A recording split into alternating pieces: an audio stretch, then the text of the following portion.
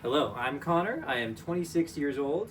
I have one son named Daniel, to whom he was born to my wife, Grace Gardner, and I've got one dog son named Gus. One of my favorite movies is Saving Private Ryan for sure. I love that. I love a movie called Come On, Come On. It's about an uncle and a nephew who are kind of reconnecting and going on a fun trip across the country. It's just got really great cinematography and acting and music and just a very good message. I also like a Christian movie. Usually those are pretty bad, even though I myself I am a Christian. But I love a movie, The Forge. That was a great one, kind of showing what it looks like to be a true disciple and to disciple others. And yeah, my favorite book is definitely the Bible, of course. But I also love Lonesome Dove, which you might be able to see behind me right there. If you are a Gardner, you have to like that book. It's a great epic Western with amazing characters and probably the best writing I've ever seen in my whole life. Those are my two favorite books. So, some things that are really important to me are obviously God. I know that He should be the number one things in our life, and that's easier said than done, especially in a world where we've got so many distractions. But certainly, that's the thing I strive to do is just build my relationship with Him and have Him be the number one thing in my life and have my life revolve around Him. Next up would be my wife. I love my wife. She's amazing. She's a blessing from God. And third would be my family, starting with this little guy and our dog and just our family nearby. But also just broadly speaking, just trying to be a true disciple of God and to serve others and to serve Him and just to study His Word and grow closer to Him. So the story starts in 2000. That's the year I was born, March 9th. I was born to Law and Lori Gardner in Las Vegas, Nevada. My mom had a daughter at that point, Jessie, who was born in 1994. My earliest memory was probably in 2002 when Quinn was born. I'm pretty sure I remember being at the hospital and just being really excited waiting for him to be born. I don't have too many memories around that time. Some random memories kind of past that is we did move around a lot. We lived in Nevada, I believe Washington, Phoenix, all these different places for the first probably several years of my life. But I just remember playing with Jesse. I remember playing with Quinn. I remember Quinn was probably one of the cutest little babies ever. I remember life a lot more when we got to Phoenix in 2005. We went to what's called a Choya house by our family. And I remember it was just a house where we just had lots of fun. Quinn and I had the same bedroom, and I just remember lots of adventures. I remember Quinn always seemed to be getting hurt as a little kid. I remember we would just play, and Mom used to babysit a lot of kids, so we always had lots of kids there, and we'd have our own little crew, and we just play games and have fun. And I remember at one point, I think in 2006, I put Quinn through a Jedi club.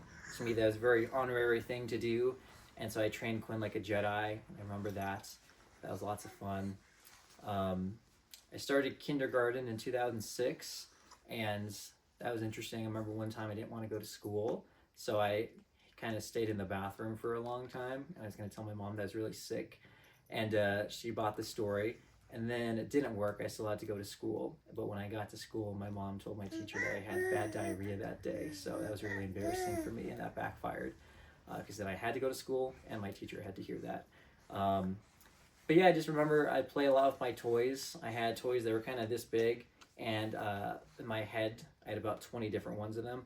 I had a lore for them to where they were like the best actors in the world, and they could make a movie in under 24 hours. I was always kind of just making lots of stories. Sometimes I kind of write some stories, but usually I'd have Mom help me with that. I remember a lot in my childhood. It'd always be really exciting when we saw Sud and Nicole and their kids, Silas and Natalie and Nora and Uncle Lance and his family, and especially the grandparents, so Grandma Carolyn and Grandpa Albert. It was really awesome to see them. And Grandma Linda, she was always super fun to hang out with.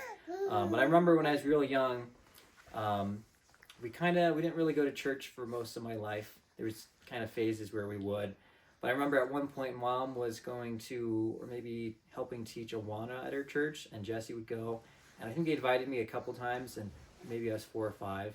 And I never really wanted to go. And then like one day they asked me, and I just remember I left the room and I went to my mom and dad's room for some reason. I just remember I had a very strong, almost like thought to go that day. It's like a strong, almost like a command. It is strong enough to me where I told my mom that God had talked to me and told me to go. I don't think he obviously talked to me, but I think it was, God telling me to go, giving me that feeling to go. And so I went to Awana, and I went for like a year, and I really liked it. I had a Sunday school teacher who I fell in love with, Miss, I forgot her name already. But back in my day, when I was like 4 or 5, I wanted to have a lot of kids with her, and my kids were going to be named Superman and Hulk and all those things. And so mom told her that, and that was definitely embarrassing as well. But it was really nice. I remember one time I was in Sunday school, and she like came up to me. She's like, "Hey, Connor, can you come with me?" And I did, and she ended up taking me and another kid to Chick-fil-A or something like that just to get lunch. So that was very meaningful. But I remember it was always Grandma Carolyn who would talk to me about the Bible. As young as I was, she'd always talk to me about that. And I remember one time in 2004 or 5, I went to stay for a week with Grandma Carolyn and Grandpa Albert. And I forget where they lived. I believe it was in Utah somewhere. They had a really nice house that kind of overlooked, I don't want to say desert, but it was kind of area where there's a lake at the very bottom. They were kind of higher up. So every morning we take walks. She got me some toys. She took me to a Sunday school class she taught. And I remember she just talked to me about the Bible. And I remember for a little while, we were talking about the end of the world. And her and I just sat at the window waiting for the world to end, which kind of sounds bad, but it's true. The world could end at any moment. Jesus could come back. And so it was just, I remember that distinctly, just her telling me about Jesus and that he's going to come back one day, and then us sitting at the window just waiting. I remember it's very sweet of her just to wait there. And it was fun. Grandpa Albert, he had Parkinson's, so it was kind of hard for him to do stuff, but he was really skilled at taking pictures, but also sculpting. So it was always fun to kind of see what he was doing and hang out with them. I remember when Mom and Dad came to pick me up, I was really sad, and I was angry I had to leave, and I accused them of coming back early because I had no concept of what a week was. But yeah, at home, I don't really remember too much. My memory's definitely not the best, unfortunately. But from 2004 or 5, we were in Choya. We'd go to the park often called Choya Park, and that was always lots of fun. Father would play with us, and we just go there and have lots of good times. From there, we moved to Las Vegas. Like I said, we were there for, when I went to kindergarten, we were only there for about a year. It was always nice during that time. Grandpa Albert's, they also had moved to Las Vegas around that time. And I remember very fondly, Grandpa Albert and Father and Quinn and I would go to a restaurant called Uncle Al's like every Saturday. And we'd get hot dogs and just eat, and that was lots of fun. And Grandpa Albert would watch us on occasion when Mom and Dad were out somewhere. So it was always nice getting to hang out with him. And I remember one time, I definitely wasn't a trouble maker, but one time Grandpa picked us up from school and was like driving to our house. And while he was driving, I decided to open my car door just to see what would happen. And I did it, and he didn't really do anything. Kind of looked at me like, what? But that was enough of a lesson for me to not do that. But yeah, nothing too crazy happened in 2006 in Las Vegas. We moved to Anthem in Arizona in 2007. And again, we weren't there for that long either. And oftentimes Father's moving. So Father was kind of working in the 3D media industry where he'd make commercials and animate stuff. And Mom would kind of just do what was available. And she always did a good job of working. But we moved there, and 2007, we had some neighbors. We were on like the edge of town in Anthem. It's kind of an outskirt of Phoenix. And at the time, we were at the edge of town. Now the town has expanded a lot more. But we were in a little cul-de-sac, and there's a neighborhood of kids. Gabe was my friend. He was in the same grade as me, and he was my next door neighbor. So we both had chairs on our fences, and so we kind of talked to each other every day. I'd get on my fence and look over, or rather the chair, and look over the fence, and he'd get on his chair and look over the fence, and we'd just talk over the fence. We just play in the neighborhood and just have lots of fun times. I remember one time he told me that if I get stung by a cactus, I was going to die. And I decided to go test it out, and then I actually got my foot stuck in the cactus needles, and I was convinced I was going to die. So thankfully, that's not how you die, but it was kind of a scary moment. It's also where I chipped my tooth. I was riding my scooter, and I hit a bump and hit it, and that was also lots of fun too. But yeah, same thing there. I just remember Quinn and I would play a lot. Jessie was a little bit older, so she would have been probably in like middle school by then, so But she was always there and watching the home videos. She was very loving and very sweet. And we'd have people visit us, and it was lots of fun. And I went to Canyon Springs. And I forgot to mention an anthem. I remember one day I went to school, and my teacher told me I was leaving for the day, and so I went outside the classroom, and it was mom, and it looked like a Secret Service guy, and I was pretty convinced that somehow parents had got in trouble and that we were going to the witness protection program. Don't ask me why I think that when I was 7, but it turned out it was just Uncle Lance, but I hadn't really seen him too much, but he was just dressed very fancy. He was in the military, wasn't wearing an outfit or anything. He was just dressed normal, but he just looked like somebody who was in the government.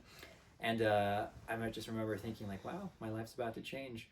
But anyhow, they just told us we were going on a surprise vacation. So I believe we went, I forgot where he lives, but basically we all just left that day, and we helped him move some of his stuff wherever he lived to Oregon. And so it was fun getting to hang out with him.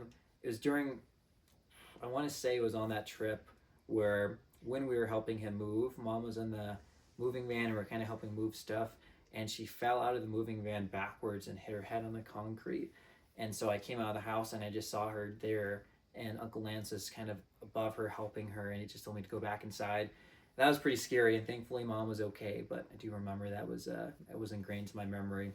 But anyhow, the rest of the trip we just got up, and then we went to visit Grandma Linda, who lived in Pendleton, Oregon. So we were with her for a little bit. This was around Christmas time, I believe. We also took a trip to the Oregon coast, to Rockaway Beach, which would be the first time that we would get to go to the Oregon coast. We went to Rockaway Beach, and Grandma Linda had a friend who owned a beach home over there, so it was a really cool old style beach home, and so that was lots of fun for Quinn and I. And we went to some shops, we just hung out, and everything was just really exciting. And then on Christmas, I think we got scooters, and that was really cool. And I remember we were at her house, and I believe it was either that night or around then that mom had told us that father was in a motorcycle accident and that he was pretty bad. And I didn't know at the time that we were actually up there because they separated, and so we were just going to be up there for a while. I didn't find that out for about 10 plus years after that. But after that happened, we went back down, and they were able to reconcile, and he was able to recover, although he himself didn't think he ever fully recovered. It was a pretty bad accident, but we'll never know kind of the extent of what happened. But it took a while. It seemed like everything got back to normal. And yeah, then we ended up moving again after about a year. And that time we moved to Phoenix, which is where we'd stay for pretty much the next 20 years almost. So in Phoenix, where we moved to a house called on Jean Street rather.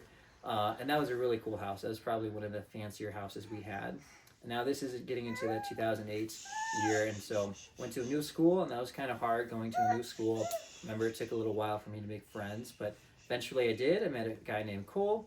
He was my best friend for about 10 years following that, and he was just a fun guy to hang out with. We'd make videos when we had hangouts and sleepovers, and we just make silly videos. They're all gone now, but it'd just be us kind of being silly second graders or third graders and making funny little videos. And during that time, I liked to play video games, so Quinn and I would do that. We loved playing on the PlayStation the Lord of the Rings games, or the Lego Batman or Lego Indiana Jones games. Those were lots of fun. We also had a pool, and some memories I really like there is just us being in the pool and Father picking us up and throwing us up in the pool, and us kind of flying into the pool.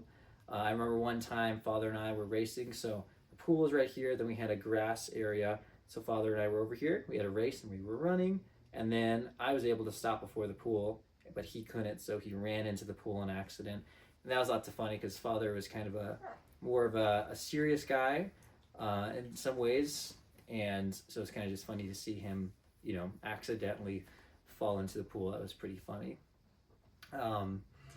But yeah, I remember one time Quinn and I tried to build a lava volcano in our front yard. There's a little bowl that had sand, so we tried to make a volcano, and that was lots of fun. There's also kids on that street that we play with from time to time. I remember also we had lots of fun being in the pool, and Father would pick us up and throw us in there, and that was always lots of fun. I remember we'd wrestle a lot too, Quinn and Father and I. That was really fun. And I remember Chance, which was Father's brother. He left the country around that time, so I remember we took a trip to his house in LA, and that was fun for us getting to go to California and kind of getting to see LA. And we just took some of his stuff, I think, and maybe cleared out his apartment. But that was I remember that distinctly, going to LA, and just as a little kid, 8-year old, that was kind of exciting just to take a trip. We didn't take that many trips as kids. But around that time, father lost a lot of work because of the recession. This is around 2009 now. He was a video contractor. He was an independent contractor, rather. He'd make videos, commercials, animate stuff, and he just lost a lot of work when the recession happened. So we had to leave that house. It was really, really nice. We had lots of good memories, and we had to go to a really small apartment.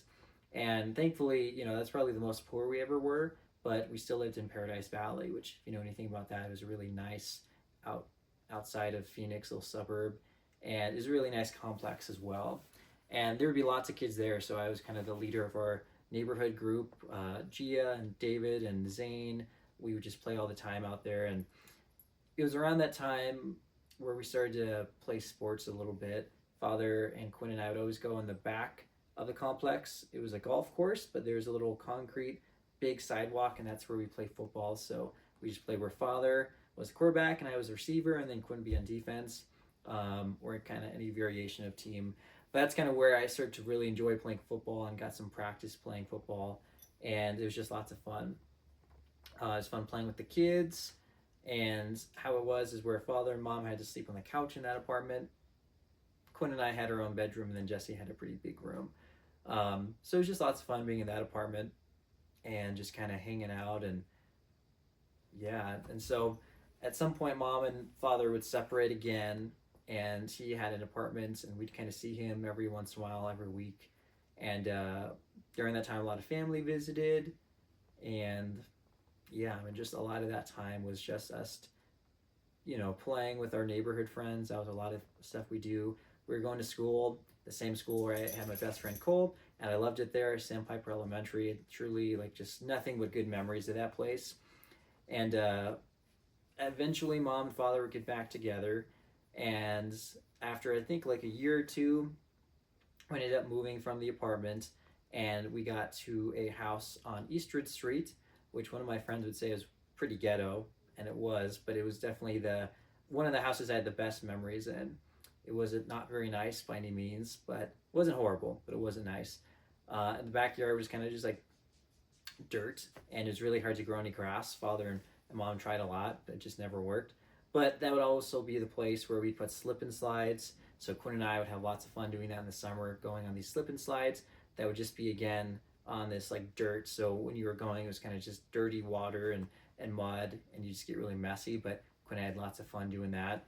And at one point, Grandpa Don, Grandma Linda's husband, got us a trampoline, and so that added lots of excitement. So that would be in that same backyard, and Quinn and I would have lots of fun on the trampoline. And Father and Mom sometimes got those little inflatable pools, and Quinn and I would play in those in the summer, and just kind of wrestle each other in there. And I have lots of really good memories of Quinn and I just sitting out there in the pool and listening to music, or just wrestling and playing video games. And it was always really awesome when we got to see Sudden, Nicole, and Silas and them. And around that time, we got to go up for maybe spring break or something, or maybe it was the summer. Actually, it was the summer. We got to go up and visit Son Nicole and their family, and that was lots of fun. So they were in Oregon, so we got to fly up, Quinn, Jesse, and I, and we got to hang out with them, and that was just a new world, getting to see them. We loved seeing them, and they just took us on lots of fun trips. It was really exciting, and that's where I had, at 10 years old, made the show The Chat Factor, and that was just where I pretended to be a talk show host and interview various family members. So that was kind of fun. For a couple days we did that. Those are on YouTube now, and kind of fun to look back. But it was just lots of fun to hang out and to wrestle Sudden and to play video games with them, and we just had so much fun. But yeah, I mean, when we were in Phoenix at that house, we just would have friends come over. It would just be lots of fun. We'd hang out, and it was around that time where one of my friends had asked me if I wanted to play flag football. And at that time, I was a kid I was pretty quiet in school, although I wasn't quiet at home, but just in school I was kind of quiet. Around my friends, I talked to them, but in the classroom I was known for being pretty quiet. And I didn't really know who I was. I can't really remember what I was like. When I watch videos, I seem pretty weird, but I didn't really have anything unique. And so it was interesting when he asked me. I'm like, yeah, I'll do football, and it was flag football. And I joined the team, kind of no expectations, and I ended up being like an amazing running back. Father would compare me to Barry Sanders, and I was just quick and could juke really fast. And I just ended up quickly becoming like the best player on the team, and that gave me almost a new character in life because now I was known for being the athletic one, for being the star player, and so that kind of was a new development in Father and I's relationship because now he was very proud of that. I was really fast, and now I was doing flag football, and I was really good at that. So we go to the games, I get lots of touchdowns, and that kind of just gave me a confidence that I don't think I had before because I had nothing to be confident about. But now I was really good at this, and that was just really fun. I loved playing flag football, and I ended up doing probably 7+ seasons over the years. Um, and that was just lots of fun. And during that time, father and mom had separated again, and so father had moved to an apartment nearby, and we'd see him every once in a while.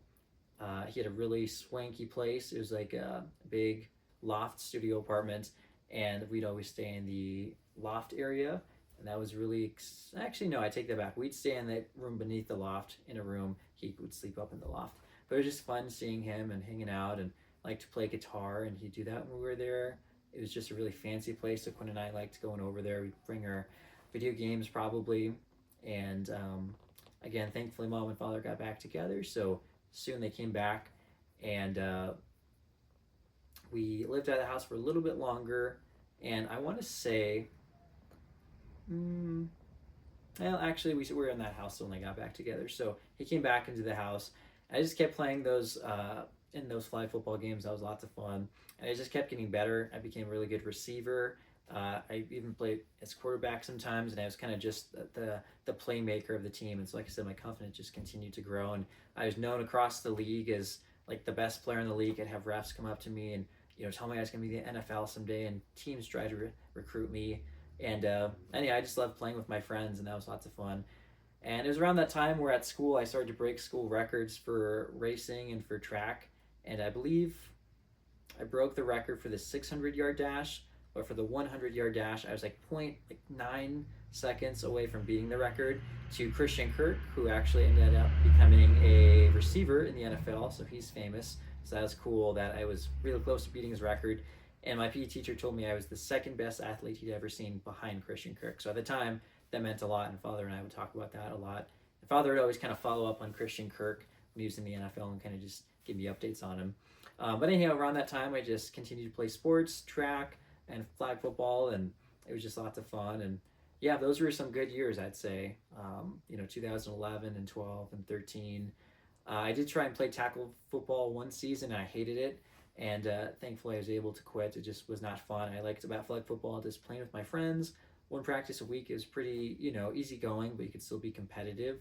Whereas tackle football was just like you need to know all these things and so many practices, and it was not enjoyable for me in any way. So I was happy I got to quit. And so kind of just moving up, like I went from Sandpiper, and last year at elementary school for us in Arizona was 6th grade. We got to go to Catalina Island on a field trip, and that was lots of fun. And we went to this little camp, and they just did lots of fun activities. Our school was very much engaged in kind of the ocean, even though we were in Arizona. But they just teach us a lot. We had the Mare program. It was just really cool and exciting, teaching us about the ocean, and we do these fun experiments. And I don't know, it's cool. But part of that program, we got to go to Catalina Island. We got to go snorkeling, and that was just pretty cool. But then I moved to middle school, Desert Shadows, and thankfully all my friends kind of went there. And it was around that time where I just wanted to be cool. That was kind of my life goal, was to be cool. And I started to get into a little bit of trouble, never crazy, but I did get into a little bit of trouble. And I ended up becoming cool. So my life goal was to be cool, and I ended up doing it by 8th grade. I was at the cool kids table. And I just remember it was nothing like you'd think it was. Like we'd all just kind of sit there, and it kind of be kind of quiet sometimes. It wasn't like there was a lot of fun happening or a lot of crazy talks. Like we just kind of eat our lunch and just kind of have chit chat. And I definitely have some regrets about how I acted during that time. But it was enough for me to, by 9th grade, this was now high school, where I sat with them for a week into the first week of the school year. I just remember like, this is not fun. And so I just left the table. I'd never really told them any why. I just kind of stopped sitting with them and started sitting with Cole again. And I remember they got real mad at me and they were kind of mean for a while. But I was happy leaving. I was happy being with my friends and where there'd actually be conversation and just, be fun. And, you didn't have to feel bad sitting at a certain table. So they were not happy with me for a while, but I was happy where I was with them. And during that time, we kept playing flag football, and I got Cole to be on the team for one season. He did a really good job until he got hurt, like in our second game, and had to leave. But that was just lots of fun. So lots of good memories from my teenage years. At one point, father made me do tackle football again, and again that was really not fun. And I did that for a long time, and I would just pray for like a way for me to get hurt because I just hated it so much. And then one season, or rather one day at practice, we were playing, and somebody tackled me funny and popped my leg, and it was the highest sprain before a tear in the MCL, and that took me out for the rest of the season. So that was an answer to prayer. But yeah, during that time, father and I would do track. He trained me for that, and we go out to Sandpiper Park, which was the park next to my elementary school, and that was just lots of fun. I at the time did not enjoy it too much. I think I enjoyed it a little bit, but the idea of exercise I did not enjoy. I'd much rather play video games. But it was just fun to be him and I at the park. It would just be so peaceful out there. There wasn't that many people, and I just loved my elementary school, so just had so many good memories, just even being in the field next to it. But yeah, he trained me for track, and I do competitions, and I won a state track meet and just got lots of ribbons and awards, and I did really good in track. But it was just fun kind of hanging out with him. That was probably the best part of that. In high school, yeah, it was fun. I enjoyed kind of just my friend Cole, and we'd hang out a lot. And as we got older, Quinn and I kind of drifted apart a little bit more just because he kind of became his own self. And Jessie at that time was living with us. She had graduated. She worked at Papa Murphy's for a long time and did a really good job there, and I believe was the assistant store manager. And I believe at one point, maybe we're getting closer now to 2017, Jessie moved out with her friend Chantel, and she stayed with her pretty much up until very recently. They've lived together.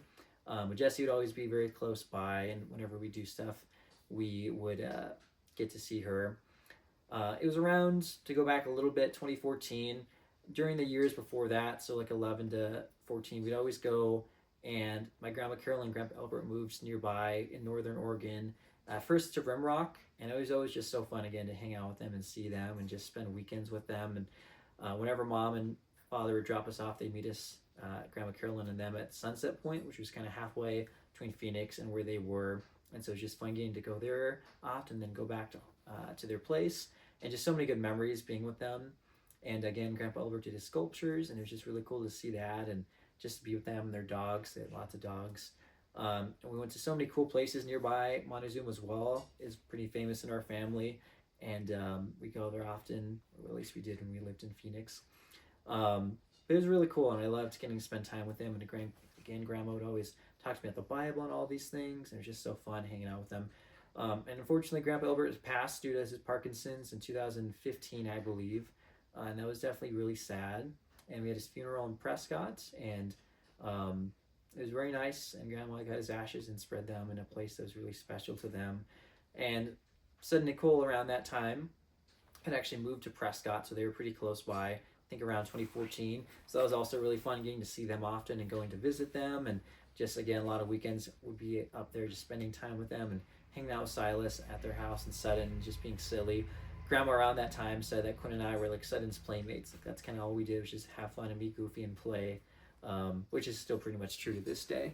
But yeah, Grandma Carolyn got to move in with them after Grandpa Albert had passed away, and so then we got to see all of our favorite people in one place. We just saw them a lot, and I got to grow closer to them, and they were there for a couple years, and they ended up moving in like 2018. But around that time, around 2017, forget what points, Mom had told me that we were in the car driving, just her and I, and she told me that she was going to divorce Dad for real this time. And there's good cause. Father definitely was not the nicest to Mom and to Jessie, and I didn't really realize until I was a certain age, but this has been true my whole life, that he kind of passed out every day around like 4 p.m. He'd just kind of go to sleep, and if he woke up, he kind of, and that's because he was drinking. And when he would kind of wake up, he was drunk, and he's either kind of just sleeping out of it or he'd be mean. And he just did a lot of stuff that warranted a biblical divorce. And so I remember the day, and so she hadn't told Father this. She told us not to tell him. And so for 2 weeks, I kind of had to wrestle with that. Should I tell him or should I not? And finally, it came to the day where she was going to tell him. And Mom wanted Quinn and I to go to our friend's house. So I was going to Cole's house. And I just remember right before I was about to go, I really wanted to tell Father. And so there's something in me like, I should just tell him and just say, like, hey, get your act together and stop this. And Mom's going to come here in a little while and, tell you this, but stop drinking and truly stop drinking. And maybe you guys can stay together. And so I really debated telling him that, but I just remember right before I was about to leave, Cole was picking me up. I just looked at him and, saying goodbye. And I just remember he was particularly happy that day. And most of the time in the house, he kind of just was in his, little office doing his work, playing the guitar. He kind of just kept to himself a lot. But he was just particularly happy that day. So it was kind of just made it extra hard to, just look at him, not tell him that and go. But anyhow, I ended up not telling him, and I went to Cole's house, and he took the news pretty rough. And so anyhow, the next day, Mom had gotten an apartment, and after the sleepover with Cole, I went there, and that's where we'd stay for a couple more years, was in this tiny little apartment. Again, it was pretty nice, thankfully. And this was in Phoenix, North Phoenix, a really awesome area that, again, we had lots of good memories in. It was just Quinn and Mom and I. And so we lived there for a while, and again, Father kind of just kept doing his thing. He'd live always nearby, and we get to see him like every week. And how he kind of connected with us is he'd take us to the gym, Quinn and I, and that's how we get to see him every couple days. And when Mom wasn't there, he'd come to the apartment, kind of just hang out. And usually when he'd come over, like, we wouldn't talk too much. Again, he, was kind of quiet sometimes, but it was always just nice to have him sit there. And he loved motorcycles, so he had a motorcycle at that time, and he'd always ride that over and just hang out with us, even for like 20 minutes sometimes. He'd just kind of come over and hang out, just kind of, or be on his phone. But it's just nice having him there. And anyhow, that's the thing about Father. He loved motorcycles and loved riding them, and I love motorcycles now as a result, and would love to get one someday. But it's always fun riding with him and all that stuff. But it was also cool during that time. At some point, a couple of years prior, he had started coaching our flag football teams, and it was really fun to have him as a coach as well. And this was one of the times before when they were separated. He became our flag football coach, and it was just lots of fun having him as our coach and having our new team under his kind of guidance. And we were the Lions, and we never won a state championship or just like the tournament or whatever. We always did really good. And anyhow, it was just fun getting to see him in that role, as a coach. And I believe we did one season in 2017. And so again, that was kind of fun getting to hang out with Father. And Quinn had joined in a couple seasons, and he did a really good job. And it was fun to get to have Quinn there. But yeah, anyhow, they divorced. I think we did one more season of flag football, and again, we were doing track during that time. And it was during that time where I got like a weird injury on my chest that kind of took me out of the game from doing track. It's just like I can't even explain it. Doctors thought I was crazy. And it wasn't stress because I loved track, but it was just like my chest muscles hurt and got really tight. And it happened like on the way to one of my track meets one time. And I did the race, even though I didn't want to. Like, my chest was hurting real bad, but you can't just tell your coach, hey, my chest hurts. They just tell you to suck it up. So I did it. And then by the end of the race, like, I could not breathe. I was like, I could barely breathe, and I could feel like, almost if you imagine liquid and like water and oil mixing together, there's like, you can see them and you can hear the difference of texture. And I felt that in my chest, like just weird different liquids interacting. It was very odd and strange. And so we never found out what that was, but that kind of took me out of track for a while. So all that to say, around that time, I was almost graduating high school. By the end of my halfway through junior year, I ended up doing online school. And I kind of cut off a lot of people during that time, and I kind of became a hermit. But I would just stay at our apartment and just do my online school. And every day I'd have the same lunch. I'd just watch a TV show and do my schoolwork. And I really enjoyed it. Probably wasn't a good way to live, but I just had lots of fun times just staying there. And it was around 2018, Christmas time. So I'd become 18. I was adult now. I was in my, I want to say, last year of high school, again online. We were able to we had always wanted a dog, and there'd be years where Father would say yes, but Mom would say no, and just kind of vice versa, and that happened. But around 2018, Christmas time came. Grandma Linda and Grandpa Don came, and they were with us. And Jesse was there in our tiny little apartment. And we opened presents, and one of the presents was a bunch of like dog toys. And that's kind of how Mom broke the news that we were going to get a dog. So Quinn and I looked just crazy, crazy long amount of time for a dog for the next couple days, and we found one finally, and we went to go pick her up in I think Avondale. I just distinctly remember the drive there, just how excited we were, and even as we were pulling up, we're listening to music, and I still remember the song we were listening to, and just pulling up. And we got little Ruby Sue Gardner, who is just truly one of my favorite things ever, ever, ever, and I often call her my daughter because really that's what she was for a while. We got her and she was like 1 pound. She was a cute little blonde dog, and it was just so exciting that time where we got this dog, and she really was just an answer to God. She made everybody's life better, and it was just so exciting having her and playing with her and raising up this little puppy. And we take her on walks around the neighborhood. We play with her, and then after a couple weeks, like Quinn had to go back to school. He was still going to public school, and so it'd just be Ruby and I at home. And those were just some really meaningful times where Ruby and I would just kind of hang out at home and just be her and I, and we just really bonded during that time. And she, when I do my online school, she'd just sit on my lap and look out the window. I was on the second floor, and we just play and go on walks. And anyhow, there's just a really meaningful time for me when her and I would just be together all day. So that was awesome. I loved her. And going back a little bit, around 2015, I had always known that God exists, like I talked about. I went to Sunday, I went to Awana. I believed in God my whole life. I always believed in God.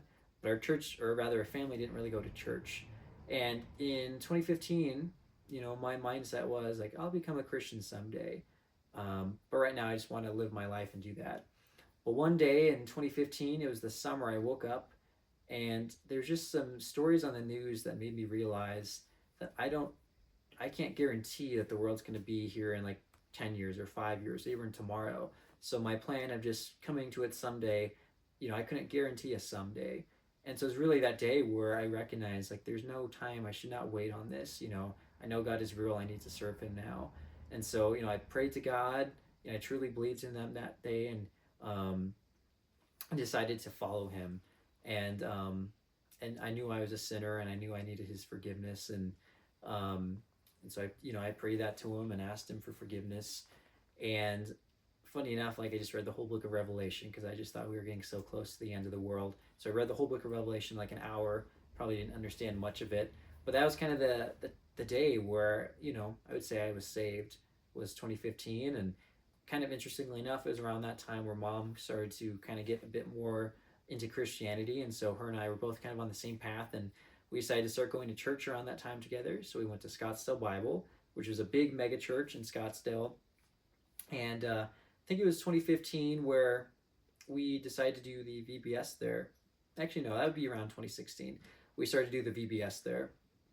And that was really fun because Mom had experience working with kids. I didn't really have experience working with kids. So it was just really fun working with Mom. We're in the same classroom and getting to do this, and we just both really enjoyed it. Enough so to where we started to volunteer in the children's ministry at Scottsdale Bible. And we started off in the first grade classroom with the boys and girls. We ended up having 60 kids. And that's where I got to meet my best friend, Kurt Gunther. He at the time was the age that I am now. Had a big long man bun, a big beard. And he was just a really cool dude. And so he was about 10 years older than me. I was 16 at the time.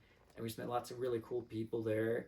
And I loved it. And we were in the same classroom, Mom and Kurt and I, for a couple months, but it just got too big, 60 kids in this small classroom. And so they ended up splitting up the boys and the girls. So Kurt went with the boys right next door, and I stayed with Mom and worked with the girls. And it was just lots of fun. We loved having that group of girls for 4 years, from first to fourth grade.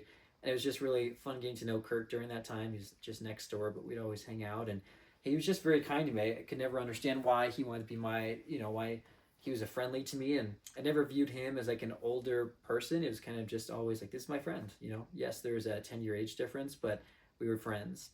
And it was just really cool getting to know him during that time. And in 2018, I was invited to go on a mission trip to Guatemala with the people from the children's ministry. As Kurt got to go, I got to go, and that was a big deal. It was like 2 weeks before my 18th birthday, and I got to go out of country to Guatemala, and that's just a totally different world than I was used to seeing, in Phoenix. And it was just really cool. Unfortunately, on that trip, I was pretty sick and I lost my voice, so I didn't really get to know a lot of the people on that trip. But that's where I got to meet Ray Larson, who's one of my favorite people. He's the chapel pastor at Scottsdale Bible. He's just like the coolest dude ever. And he is the leader of these mission trips, and I go on a lot more with him. I think like 8 more.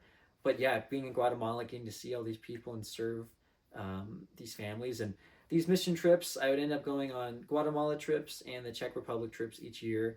And we were not suffering for the Lord in any means. They were pretty easy trips. We would basically go to this country, and the organization that we were helping, they'd be putting on a conference for the missionaries of that country to come to, the Christian missionaries. And while the parents were at the conference, we would do kind of like a VBS slash daycare for the kids.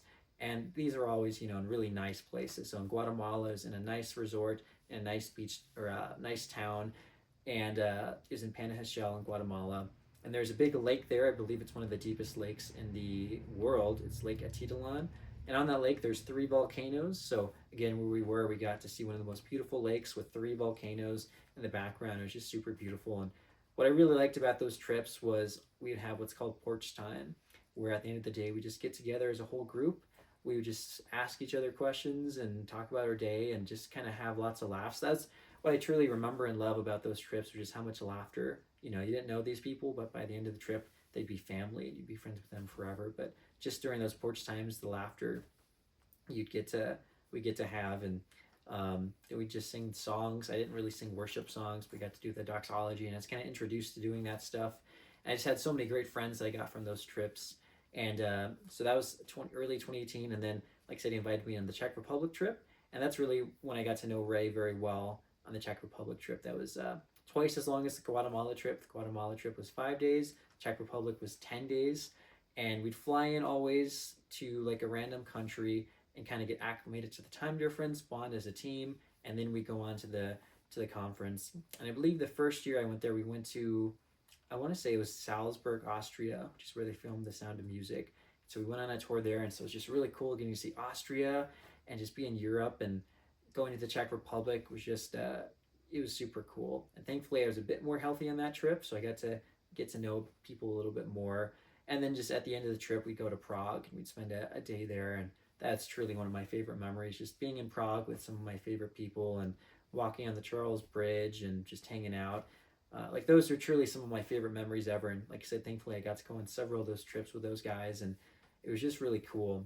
And I'd work with not the nursery kids, but kind of the preschool or grade school kids. And again, we just do VBS stuff, but it was just so cool. But around that time, Mom had wanted to kind of step back from teaching Sunday school. So during the 4th year with the girls that we were teaching, that's kind of when I started to take over. And I really liked it. That was kind of my first foray into teaching and to being a leader. And it was just really, really fun. I'm sure there were some things I probably didn't do perfectly because I was, technically a teenager still. But I eventually developed in somebody who was really good and one of the best teachers they had there. And they wanted to make me a pastor at Scottsdale Bible, which was very nice of them. They offered to pay for my seminary and hire me, but it just didn't feel right to me, so I never said yes to them. But that would turn into something where once I graduated high school, I was kind of at a point where like I'd never had a job before. I just was always very anxious and scared to have a job because I didn't want to fail. I was into photography, and that was something I was really good at. And after I graduated in August, I had an art show that I got to do, and I got to show off my photographs there, and that was just really cool. But I didn't really know what I was going to do. It was either Cracker Jacks as a job opportunity, which was kind of a local amusement park nearby, or McDonald's. Like that was, the future did not look bright. But around that time, Kurt, who was a teacher, he worked in one of the Great Hearts campuses in Maryvale, and he had told me, hey, like you might be a good fit for the after school program at one of the campuses in Scottsdale for Great Hearts. And I'm like, yeah, I work with kids. Like, I just had no idea what my future was going to look like. And that was the first time where I'm like, oh yeah, maybe I could work with kids. I've done that for the last couple of years. Like, yeah, let's do it. So I applied and got the job, and I worked in the after school program, and that was really fun. I was only part-time, and it was just, a different world. It was a fancy school. The after school program was pretty crazy. You had it was a big school in general. I think they had like over 1,000 kids, and the after school program had at least 100 or 200. So it was just lots of crazy. But it was just cool getting to meet the people there and getting to talk to the staff. And at the school, they had teachers and assistant teachers for every classroom. And I just looked up to the teachers and assistant teachers like, there's no way, like they're just so fancy and so smart. I'm never going to be able to do what they do. I'm just going to be working the after school program forever. But around the end of the first year I was there, this is now 2020, COVID happened. And so we were on our spring break, and there's kind of rumors of, that this might turn into something bigger. We're going to spring break, and, I was confident we'd come back from spring break, but we just didn't. COVID happened and everything shut down. And so basically from March to all the way to September, like I had all those months off. And some people have really horrible COVID experiences. I had like the best time of my life. I got unemployment money from the government, so I got like over $10,000 over the course of a couple months.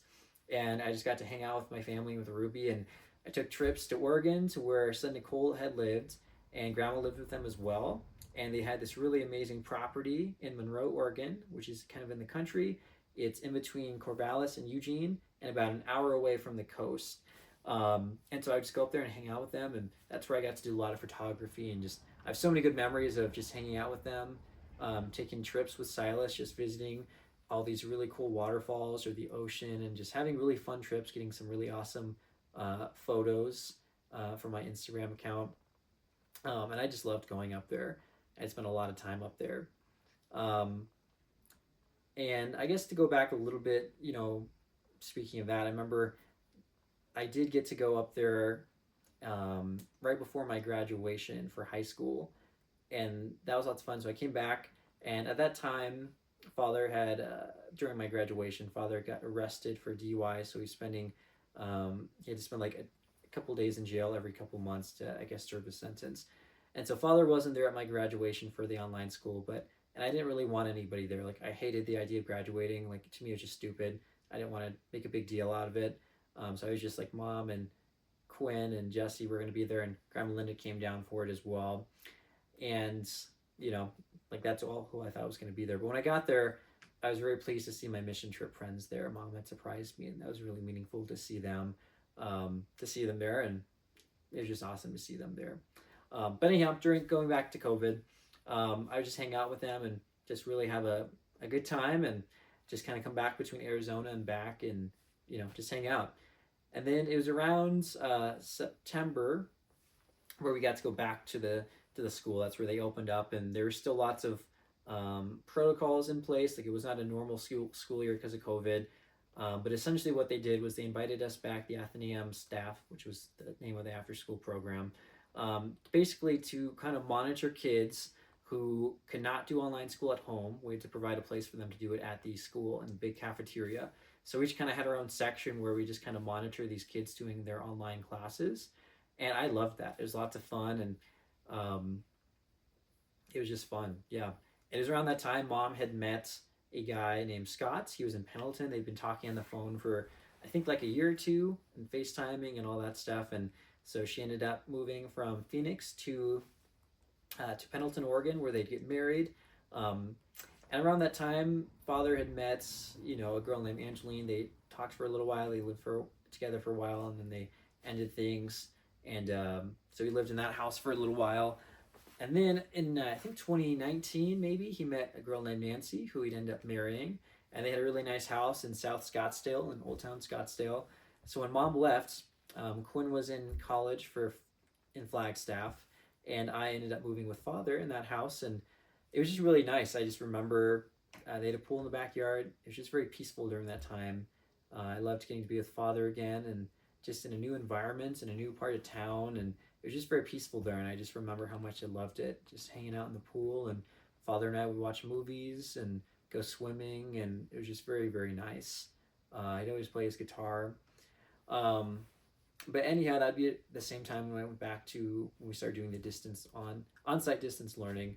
And so that had happened, and at that time we kind of got subbing opportunities too. So I got to go to Maryvale and do the on-site distance learning there, and I do that for most of the day, and then I'd go back to the Scottsdale campus, which I worked at, and do the after school program. So that was kind of my first foray into working like 8+ hour days.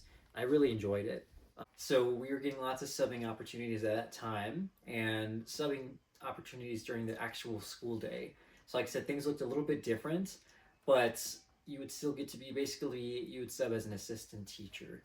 And so I started getting to do that. And at that campus, the Archway Scottsdale, and then at Scottsdale, it was Cicero, Archway Cicero, but that was also in Scottsdale. And it was really fun. I had several years of classroom experience by that time, so I was pretty competent. And compared to a lot of the other people who were in there, they were kind of just newer to working with kids, so I stood out. And it wasn't long before the assistant headmaster, I remember one day she just came, she's like, "Hey, I've been hearing good things." And she gave me her business card, and that to me was just pretty crazy because, like I said, I could not imagine actually working there in that way as an assistant teacher because I just thought they were way too fancy, and so that was a pretty cool moment when that happened. I had subbed at Cicero for 3 weeks in a fourth grade classroom. That was a really positive experience. So then I accepted the job. Obviously, I had to interview and all that stuff, and so at the start of the next school year, I was in a fourth grade classroom at Archway Scottsdale. And I did that in addition to the after school program. So I'd be there for about 10 to 11 hours per day. But I loved it. I loved working there. That first year was rough. I had a teacher who I did not really connect well with. She wasn't the nicest. And just a lot of stuff happened that year. It was not very fun. But I grew a lot that year. I had lots of great coworkers and lots of great staff who were there and very supportive and just very kind. And that year, I think, had it not happened, I don't know what the rest of my time there would have looked like. So I'm happy it happened, even the way it happened, not very positive. But the second year, I had a teacher who was amazing. Her name was Miss Fleming. She was just super cool. We just got along so great. She's still a good friend. And that was kind of the year where I became a leader at the campus. It was halfway through the year. And so starting with COVID, there was just high turnover for some reason. We went through 60 people in the second year I was there as an assistant teacher. The first year I was there as an assistant teacher, we went through high turnover because of COVID, because the effects of COVID, because kids were just going crazy. We went through like 50 staff members who quit and left and were replaced, and it was just ongoing. And so the morale was really low during that time. And so I thought, as an assistant teacher, let's try to band together. Let's get everybody here. I could train the new people, just give them all a place to where they know they're supported, and kind of think of come together and brainstorm things we can do better, and just come together and really try to solidify policies. So I started doing that. Those were the assistant teacher meetings, and I led two kinds of meetings, one for everybody, where we kind of just brainstormed procedures and checked in. And the second kind of meeting I do is where I train the new assistant teachers. And that was really cool. So that was kind of the first time where people started calling me like the leader of the assistant teachers, or, that's kind of the first time I was thought of as a leader on campus. And so that was a really cool opportunity, just getting to, to do the trainings and getting to work together. And together we came up with an assistant teacher handbook. We had previously had a really big one. And one of the things we wanted to come together was make a simpler one that was kind of more accessible. And so, yeah, I think that did help the morale of the assistant teachers. I think that did just help us band together, and that was really awesome doing that. The third year, I was with Miss Bridges. Miss Fleming had left. Miss Bridges was a new teacher. She came in. That was definitely an interesting year as well. I kind of was the disciplinarian of the class, and it was just, it was kind of tough sometimes. And at that same time, I was at Sunday school. I had got a new group of kids. I've been teaching them now for a couple years. It was I want to say it was boys and girls, or girls. I can't remember at this point. That's kind of bad.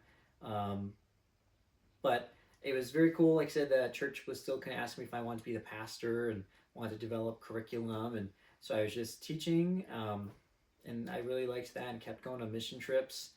And it was around this time in 2023 now where I had gone on lots of dates with people, and I just, you can tell when somebody's the one, and I knew all these people, they could have been nice and all that stuff, but it just didn't seem right. And what I was looking for was a very godly woman, a Proverbs 31 woman.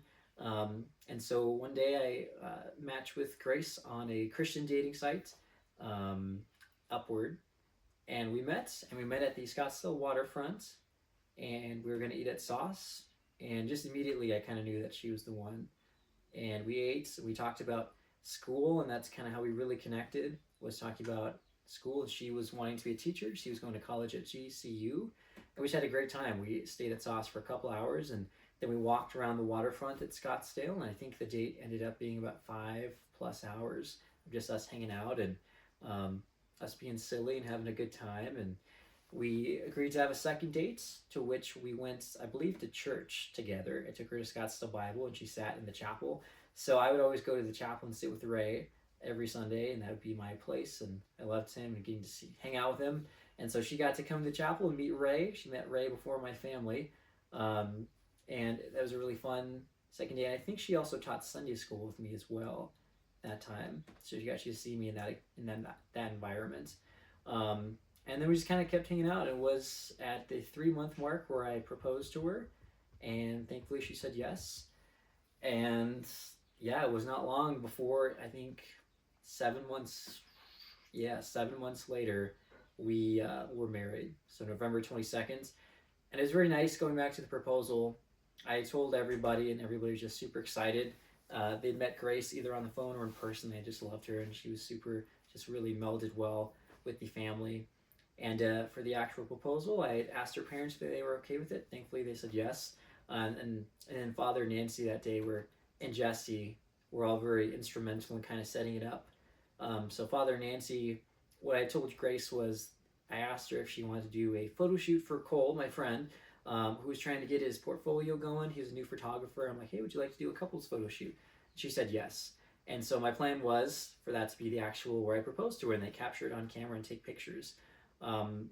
So that day, Father and Nancy were very nice. They helped me set up the area. It was at Papago Park where I was going to propose to her. And Jesse, who had already wanted to hang out with Grace, that day took her out to do her nails. So while Grace was doing nails with Jesse, we were setting everything up at Papago Park, or Father and Nancy were, and I was actually picking up the ring because the ring had taken a little bit longer than they thought it was to get it perfectly sized. So they were doing that. I went to go get the ring and pay for it, and then Jesse was taking Grace, and they were getting their nails done.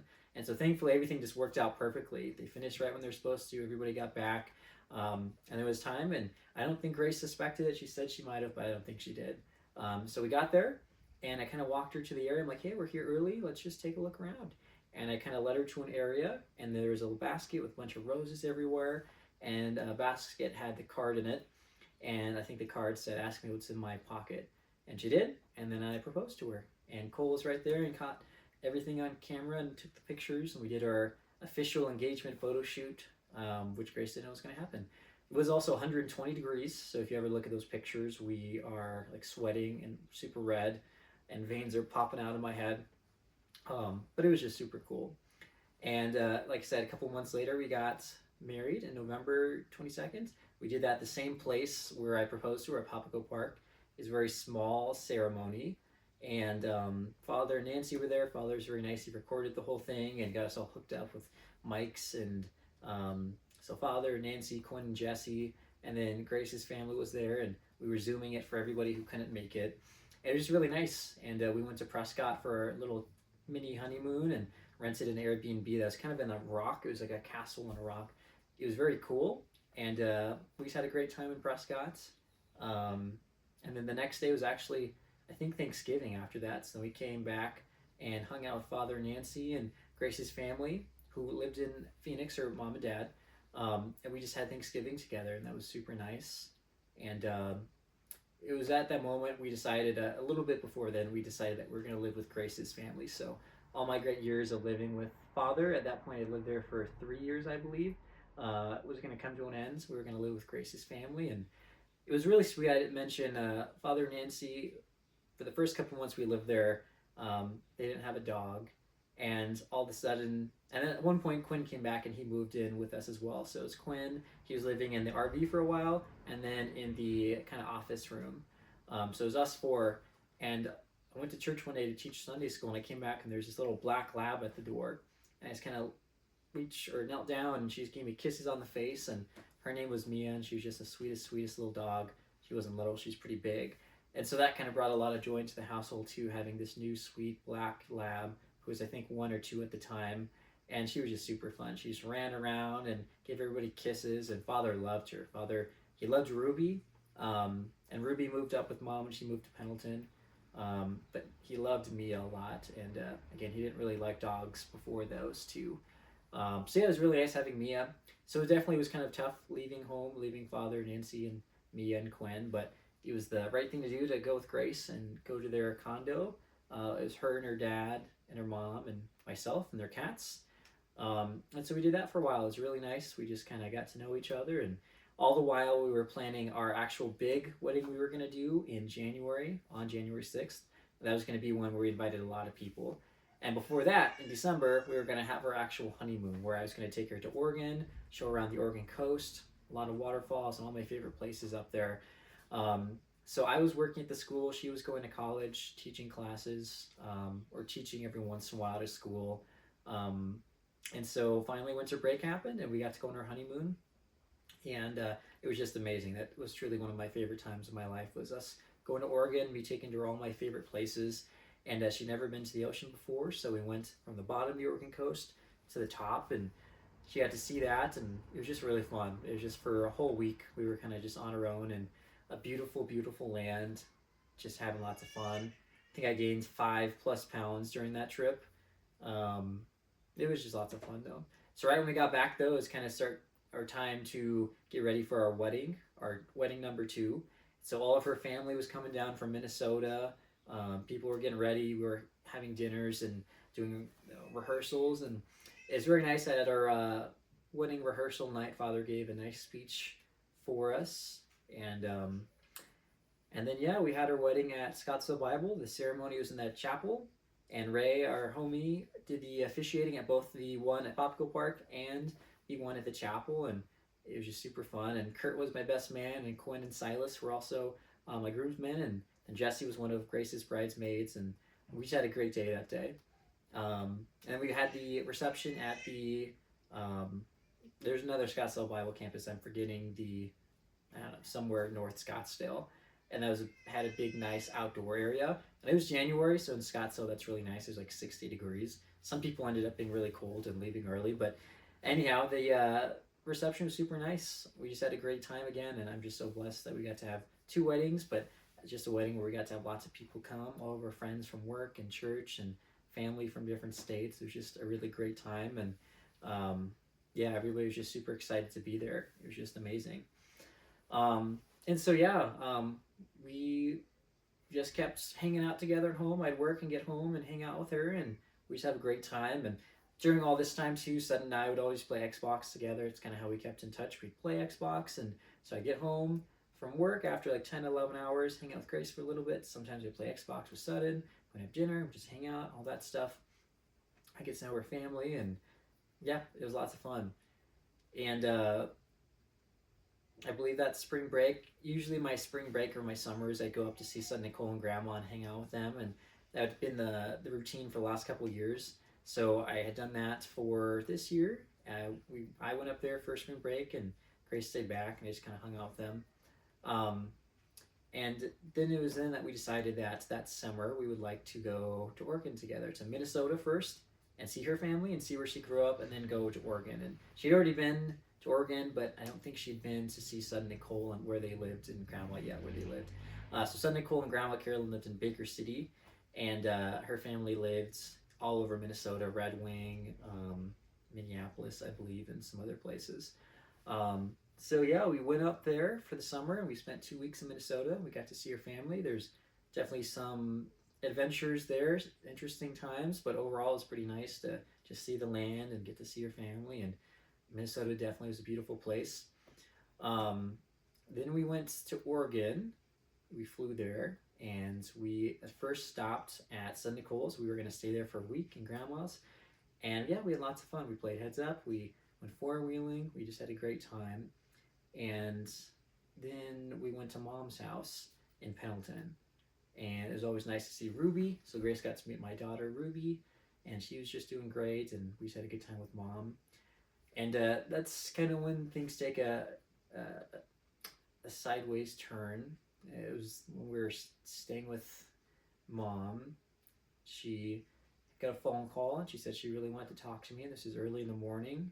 This is July 1st. And she told me that father had passed away. And that was very tough. He had taken his life. And I was just, yeah, that was something I'd always been kind of worried about. I always kind of felt really responsible for him. And I would have never left him in Arizona. Although I always had desires to move to Oregon, I would have never left him there because I just felt responsible for him. And I knew it would kind of hurt his feelings if I left. So I just planned to stay in Arizona forever. But it was a bummer because he was going to pick me up in a couple days from the airport. So we were going to go see a movie that next week. And what I didn't know is that him and Nancy were getting a divorce. And so, yeah, that's kind of why he did some of the things he did. And so, yeah, that was really difficult hearing that news, knowing I'd never get to see him again and or say goodbye to him. And it was, yeah, really tough for everybody in the family. That was just hard. So, anyhow, I told Quinn when that happened, and Jesse was there to comfort him. We talked on the phone, and we went to go see Sudden, Nicole, and Grandma. So we drove from Pendleton back to Baker City to hang out, and we all just kind of comforted each other that day. And I planned the funeral for a couple weeks later, and I talked at it. We got Sudden to talk as well, and Grandma and Mom, and Ray was kind enough to officiate that as well. It was just really nice for us. We all viewed the funeral as kind of just a blessing from God, and that it went so positive. Ray had said that that was the best eulogies he'd ever heard at a funeral. He'd done lots of funerals. He said we had the best eulogies. So we kind of just felt like God was blessing us in that it just went so well. He just spoke through us that day, all of us. And yeah, we were just truly blessed by that day. So that day gave us some encouragement. Yeah, and then from there, Grace and I, we went through a phase where we wanted a dog, so we got a dog, and he unfortunately did not last too long with us. He just was too crazy for the condo, so we had to get rid of him after what felt like forever, but it's just a month.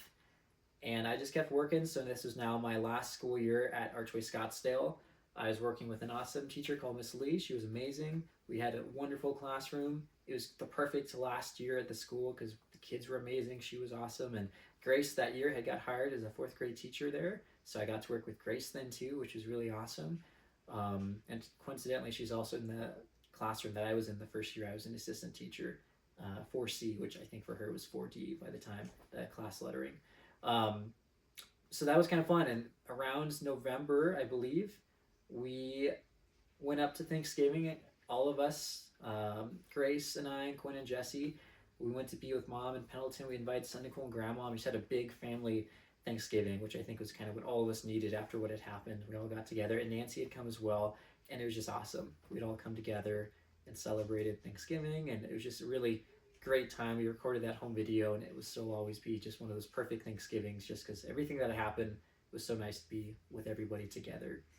So we did that, and around that time, we kind of started talking about how we'd like to move somewhere, and so we were thinking about all these places we'd like to move. And we finally decided Oregon. Let's do it. Let's go be in Baker City with Grandma and Son Nicole. And we decided we were going to do that in the summer. So the rest of the school year kind of went by, and we were just really looking forward to moving. In January, we got a dog named Clara. She was a French Bulldog. She was really fun. And it was in March of that year, I'd invited Grandma Carolyn to come down for spring break. So she could see Arizona perhaps one more time. She didn't know if she'd get back out here. So she came down, and Mom also came down around that time as well. And we were all just there, and we had lots of fun times. We went to Montezuma as well. Just went to all these places that we loved going to when everybody lived there. And Mom had left, and Grandma Carolyn was still there. And we found out on, I don't know, like March something, that Grace was pregnant. So we got to tell Grandma Carolyn and Nancy that day that in person that Grace was pregnant, and she was super excited, and we just told everybody on the phone. We couldn't keep it a secret that Grace was pregnant. And a couple months later, we found out it was going to be a boy, and we'd already known what his name was going to be. We chose the name of Daniel Law Christian Gardner, and we were just super, super excited. So Grace started getting more pregnant, and it became a lot harder for her to teach because she'd just get really sick. So she powered through it, and we finished the school year. And it had happened a little earlier, I believe in before that. So before that last school year I just mentioned, at Scottsdale Bible there had come a thing where I disagreed with some of the things they were doing in the children's ministry, and I made it known to them, and they didn't think it was a problem, and so that's kind of where we decided to part ways. Um, and I still think they're a great church and all that stuff. But Grace and I started looking for new churches. We found a great little Reformed Presbyterian church in Phoenix.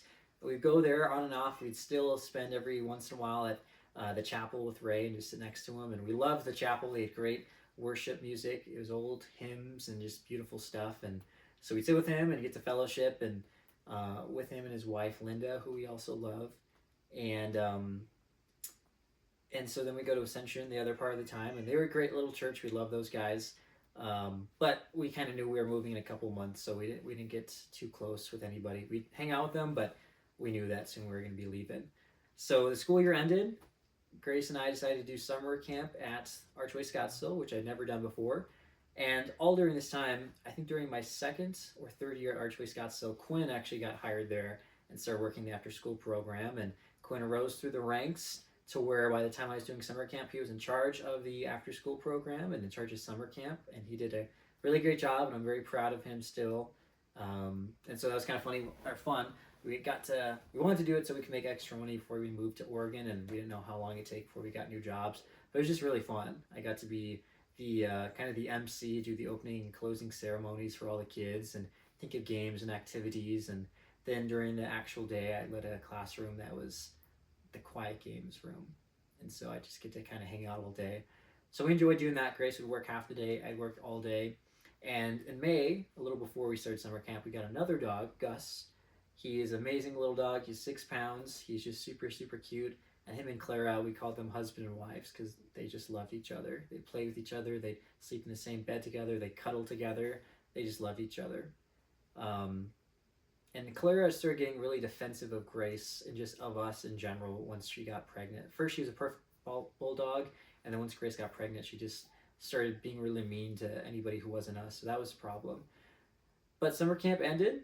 We drove up to Oregon. We drove up to Baker City with the dogs, and we stayed with Grandma Carolyn. She was nice enough to let us live with her for a while.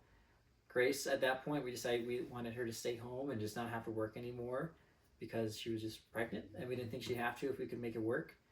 We didn't think she should have to if we could make it work. So I at first didn't really know what I was going to do.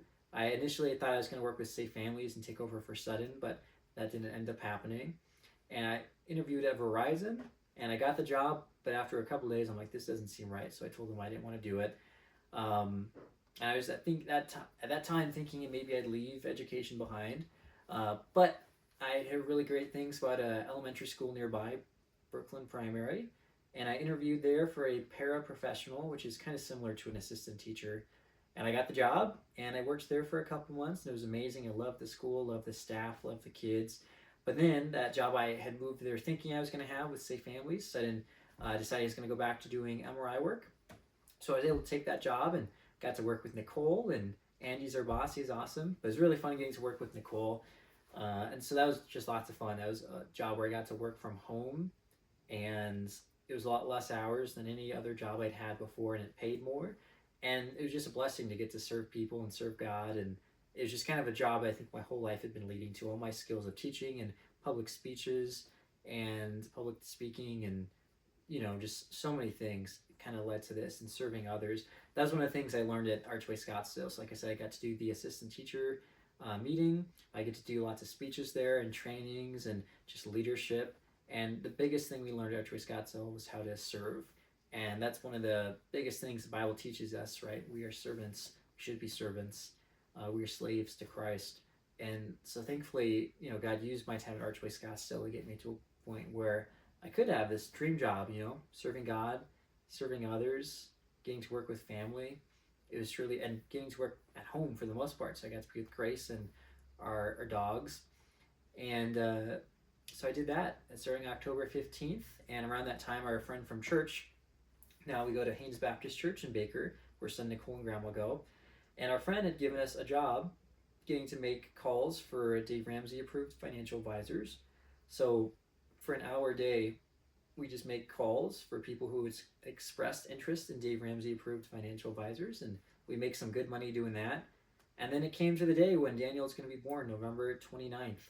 He was supposed to be induced, I think, a week or two before, and Grace had got sick, and then I got sick, and that was one of the worst days of my whole life, and for Grace as well, because it was COVID, but it was kind of COVID where we threw up every, it seemed like every 20 minutes for literally 24 hours. And so I'm happy that we didn't have to spend that time throwing up at the hospital. That would have been horrible. So thankfully they postponed it. And Daniel was induced on the 29th of November. And yeah, that was just something I'll never forget. Seeing Daniel be born and just, it was awesome. So son Nicole and all of them got to come down and visit. Grace's parents they'd come down when we were supposed to be induced the week before they drove, but because she got sick and they couldn't just spend 2 weeks there, they had to go back. So they had ended up coming again a couple weeks later. They got to see Daniel for the first time, and her grandpa came as well. So it was just kind of fun. The first couple weeks, we just had this new little baby family coming to visit. We loved the hospital where Daniel was born. And it was kind of crazy because the whole time Grace was pregnant with Daniel, we were thinking he might be a bit smaller. They had diagnosed him or her with IUGR, so they thought he wasn't growing the way he was supposed to and that he might be kind of small. The day of, they couldn't detect a heartbeat for him when it was time. At like the last minute, the whole day he was fine, and then at the last minute, they're like, we can't detect anything. So they made Grace push as fast as she could.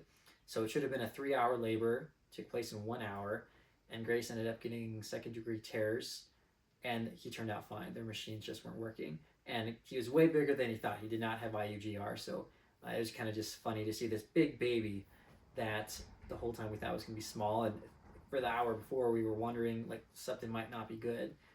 But thankfully, through prayer and through God's plan, Daniel was fine and he was born, and it was just super awesome to have him there.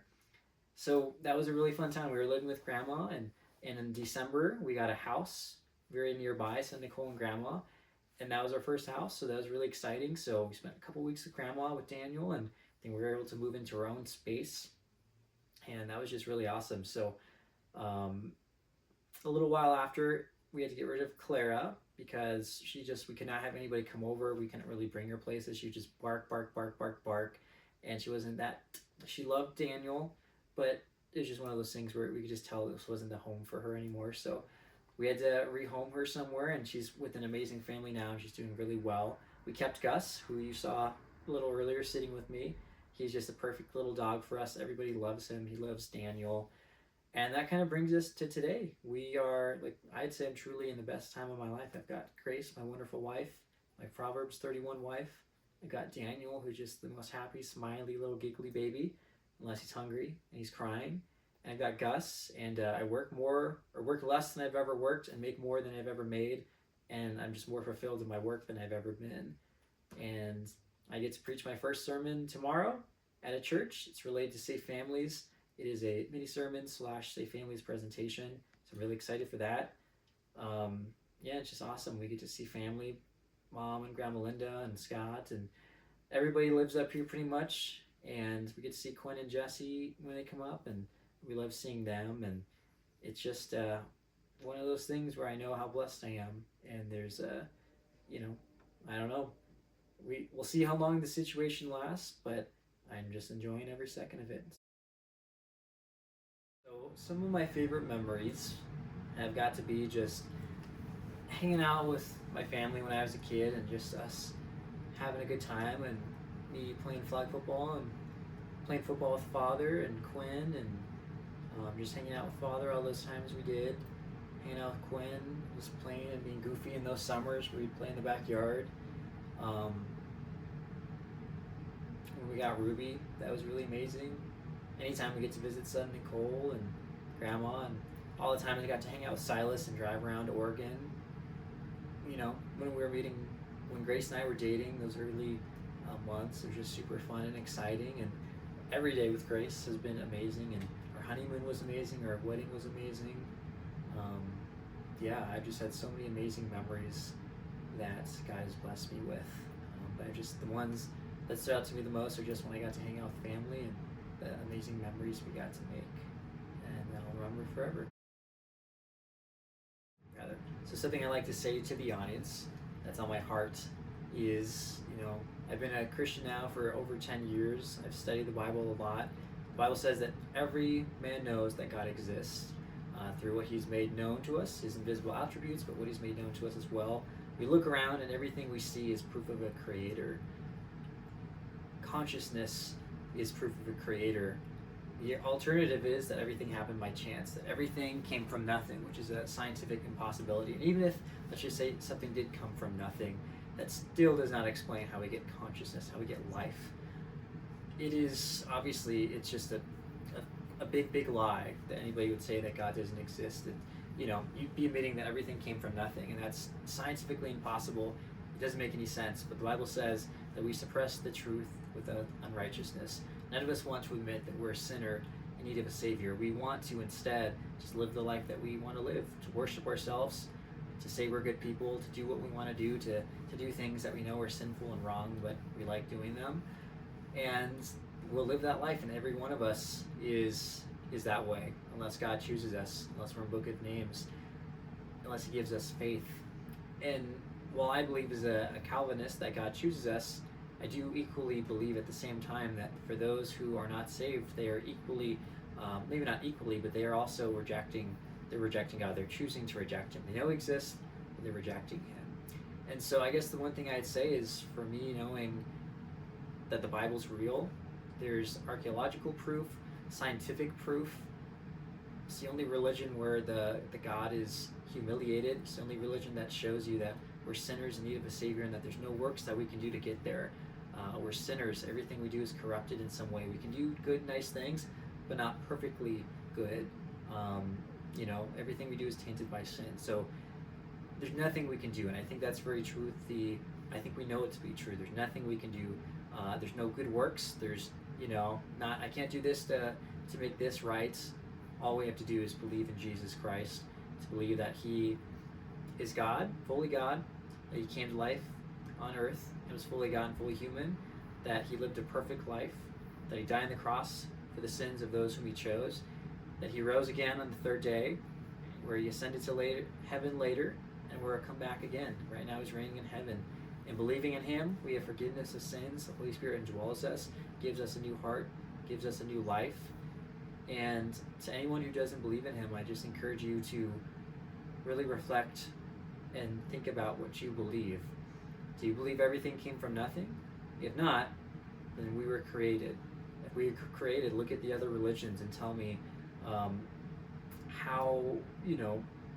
tell me how they stack up, history-wise, archaeologically speaking wise, if that's a word, archaeologically speaking, just looking at everything we know. And I believe Christianity is the clear answer. I think it's, you read the Bible, there's lots of chapters of people that are not very flattering to those people. There's so many facts that work together. The gospel accounts all kind of written by different people, but with different perspectives, and they all kind of come together in really small details. And so many chapters of the Bible you read, and you're like, why would somebody who was faking this include that this housemaid who's mentioned one time before died? Or, why would the one writer write the color of the grass or the season? And just tiny things that right now probably don't sound very convincing, but when you read the Bible, all these things start to come together, and you just know it's true. And I believe everybody knows it's true. It's just getting to the point where we have to admit that we're sinners in need of a Savior, and that's not fun. Nobody wants to admit that we're evil, that we deserve hell, and yet I believe we all know that to be true deep down. Like I said, we suppress the truth with unrighteousness. We flee from God, we run from God. We all are at that at some point. But if you are right now listening to this and you don't believe in Jesus, I would just encourage you to read the Bible. To read it, I believe that you'll know it's true, and I believe that it'll convict you. And so that's my prayer, is that you read the Bible, that you really seek to know who Jesus is. C.S. Lewis had a great quote. Jesus was either a liar, a lunatic, or a madman. A lot of people think kind of positively of Jesus sometimes. They say he was a great philosopher. I don't know if he was God or all these things, but he's either a liar, he either was just making up being the Son of God, or a lunatic, he was just a crazy man, or he's truly the Lord. And I think when you read the Bible, you'll see that he truly was the Lord. Not only was he prophesied in the Old Testament, but in the New Testament, he fulfilled those prophecies, and he lived a perfect life. And I think reading his words, he was not a liar or lunatic. So that's one thing I'd like to say to you. If you're listening, I just prayerfully ask you to read the Bible. And I believe there you'll find out that Jesus is Lord, not a liar, not a lunatic. And I just pray for you that God would give you faith, Holy Spirit indwelling, and that you get to spend eternity praising God in the new heavens and new earth. So where do I see myself being in 25 years? I hope that Grace and I have many more kids. I hope our kids have kids. So I hope the next time we do these interviews in 2050 that I'll have grandkids, I'll have wonderful kids that of my own. We're hoping to have at least 4 to 5 kids. And I just pray that that I'm serving God, that I'm working in a way that glorifies Him, and hopefully being the father God has called me to be, hopefully being the husband God has called me to be. And I just pray for a happy, big family where God has blessed us and blessed our kids and perhaps even our kids' kids. And yeah, like I said, this is the best time of my life right now. But I hope that the same thing will be true in 25 more years. I think God has blessed me in a way that I don't deserve for sure. And enjoying every second of it. And I'm sure the next 25 years will be amazing because I've got Grace and Daniel and our whole family, and I'm just really excited for what life has in store.